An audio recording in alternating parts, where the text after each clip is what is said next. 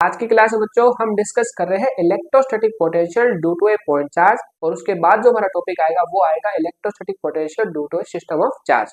और इस वीडियो से रिलेटेड जो भी इंफॉर्मेशन है यानी पीडीएफ फॉर्म में आपको हैंड नोट्स मिल जाएंगे, डिस्क्रिप्शन में लिंक मिलेगा आपको, वहां पे जाके आप डाउनलोड कीजिए और वीडियो को एंजॉय कीजिए। तो आइए करते हैं लेक्चर को स्टार्ट। सबसे पहले बच्चों हम क्या निकालना, हमें निकालना है electrostatic potential due to a point charge. तो हमने क्या कंसिडर किया, हमने एक पॉइंट चार्ज कंसिडर किया है जिसकी वैल्यू क्या है प्लस की कैपिटल क्यू, ठीक है। और आर डिस्टेंस पर एक पी पॉइंट है, तो ये जो पी पॉइंट है बच्चों, ये पी पॉइंट इसके इलेक्ट्रिक फील्ड के अंदर है, ठीक है, तभी हम पोटेंशियल निकाल सकते हैं। तो इससे आर डिस्टेंस पर एक पी पॉइंट है, उस पी पॉइंट पर हमने कंसिडर किया है कि जो पोटेंशियल है इलेक्ट्रोस्टैटिक पोटेंशियल वो है वीपी, और इस पॉइंट पर इलेक्ट्रिक फील्ड इंटेंसिटी की जो डायरेक्शन है या जो वैल्यू है वो क्या है, ईपी वेक्टर है, ठीक है। तो अब देखो, अब करते हैं टॉपिक को स्टार्ट। तो हमें क्या करना है, हमें डिराइव करना है एक फॉर्मूला, ठीक है, जो क्या आएगा आपको, फॉर्मूला आएगा के क्यू अपॉन आर स्टेप्स आएगा, ठीक है। तो सबसे पहले हम देखते हैं, देखो, from the definition of electric potential.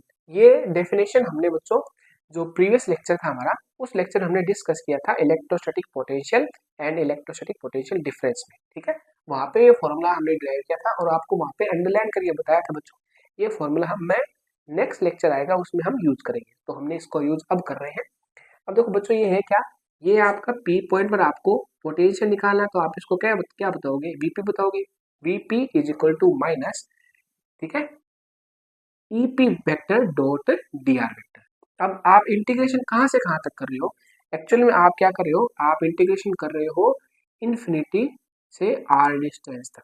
यानी ये फॉर्मूला बच्चों ये बता रहा है कि आपका जो यूनिट चार्ज है वो स्टार्टिंग में कहाँ इन्फिनिटी पर है, और आप उसको क्या कर रहे हो विदाउट एक्सकलेशन धीरे धीरे क्या कर रहे हो, इस चार्ज के पास लेके आ रहे हो, कहाँ तक लेके आ रहे हो आप, आर डिस्टेंस पहले एक पॉइंट कंसिडर किया है पी पॉइंट, वहां तक लेके आ रहे हो। स्टार्टिंग में जो आपकी डिस्टेंस थी बच्चों इन्फिनिटी, ठीक है, यहाँ पे इसलिए इन्फिनिटी आया। अब इन्फिनिटी चलते चलते चलते आप आर डिस्टेंस पहले एक पॉइंट कंसिडर कर लिया, उस पॉइंट पर आप एक टेस्ट चार्ज को लेके आओगे, यूनिट चार्ज को लेके आओगे, तो उस पॉइंट पर आप जो यूनिट चार्ज लेके आ रहे हैं तो वहां पे पोटेंशियल कितना होगा। तो यहाँ पे एक्चुअल में हम क्या कर रहे हैं, हम इन्फिनिटी से आर डिस्टेंस तक का इंटीग्रेशन कर रहे हैं, इसका डिस्टेंस का या डिस्प्लेसमेंट का, ठीक है। अब आइए, अब बच्चों हमें पता है कि कोई पॉइंट चार्ज है, पॉइंट चार्ज की वजह से आर डिस्टेंस पर कोई पॉइंट पी है, तो उस पी पॉइंट पर जो इलेक्ट्रिक फील्ड इंटेंसिटी आएगी उसकी वैल्यू क्या होगी बच्चों, उसकी वैल्यू होगी ई पी वेक्टर, ठीक है, is equal to K Q upon R square R cap, ठीक है। इसका भी हमने वीडियो आपको मिल जाएगा गुरुकुल फिजिक्स रुपेश चैनल पर, आप जाइए, ठीक है, तो वहां पे आपको इसका मिलेगा electric field due to a point charge, ठीक है।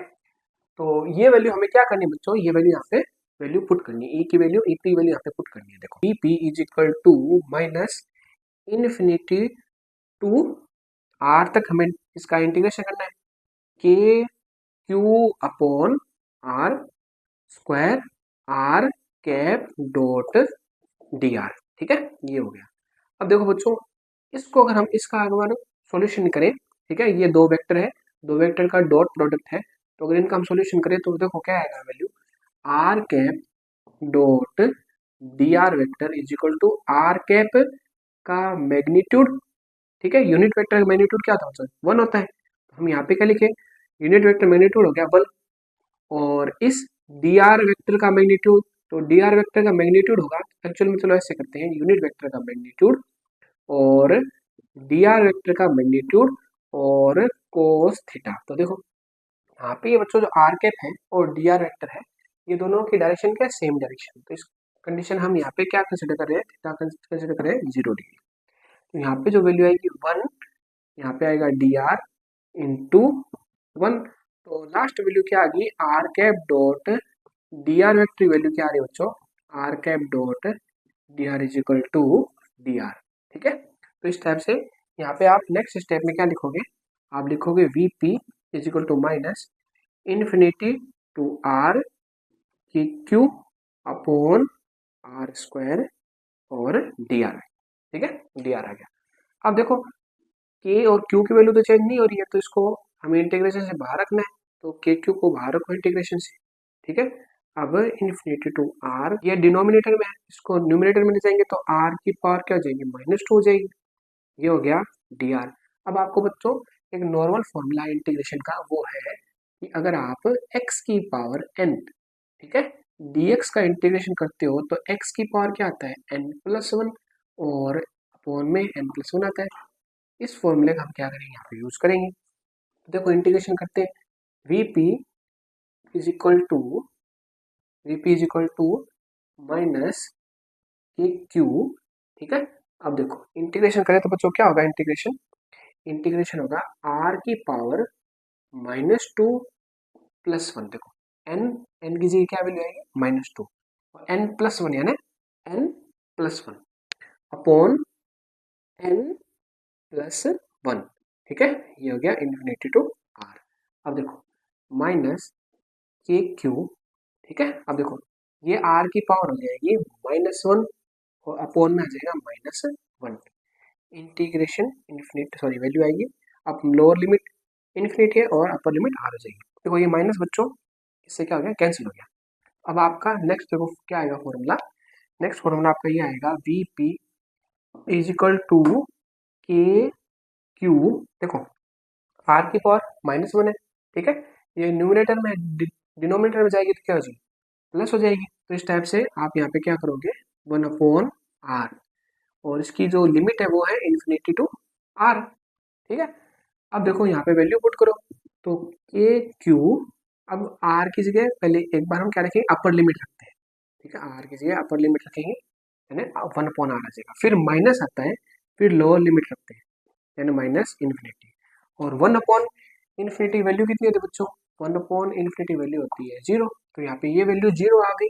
तो लास्ट वैल्यू क्या आ रही है, V P is equal to K Q upon R, ये वैल्यू आपकी आ गई। तो ये टॉपिक यहाँ पे फिनिश हो गया, ठीक है।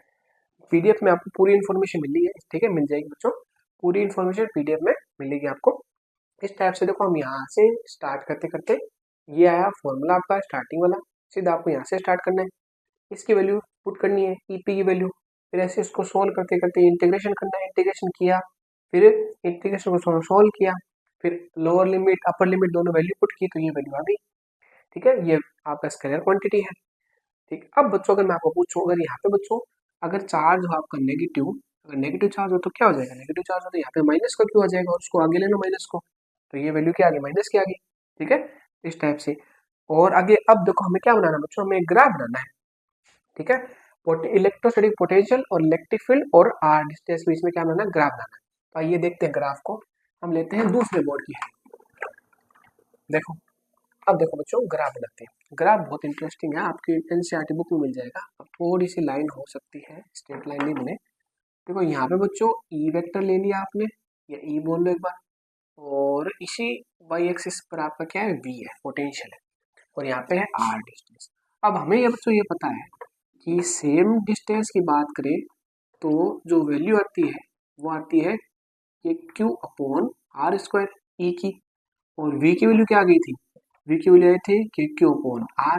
तो एक्चुअल में जो आपका ई है बच्चों, ई डायरेक्टली प्रोपोर्शनल है 1/r², या सीधे आप बोल सकते हो कि ई r² के इनवर्सली प्रोपोर्शनल है, और v एक्चुअल में क्या है, v r के इनवर्सली प्रोपोर्शनल है, ठीक है, ये हो गया।